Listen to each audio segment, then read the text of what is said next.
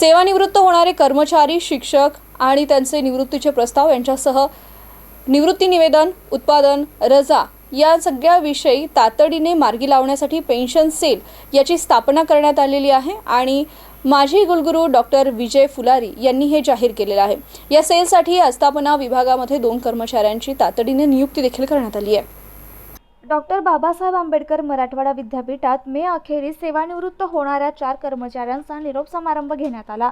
यावेळी कुलगुरू डॉक्टर विजय फुलारी म्हणाले, निष्ठेने काम करणाऱ्यांचा निवृत्तीचा काळही अत्यंत आनंदाचा जात असतो। डॉक्टर वायकर आणि कदीरभाई यांच्यासह चौघांनीही अत्यंत निष्ठेने आणि प्रामाणिकपणे काम केले असेही ते म्हणाले। तर वरिष्ठांच्या विश्वासाला पात्र ठरलो आणि मिळालेल्या संधीचं सोनं करण्याचा प्रयत्न केला असेही डॉक्टर भालचंद्र वायकर म्हणाले। मधुमक्षिका पालन संदर्भात शेतकऱ्यांना सहकार्य केल्याचंही ते म्हणाले। तर पेन्शन सेल सुरू केल्यामुळे निवृत्त कर्मचाऱ्यांचे सर्व प्रश्न मार्गी लागले। कुलगुरूंचे आम्ही आभारी आहोत असे प्रास्ताविकात डॉक्टर कैलास पाथरीकर म्हणाले।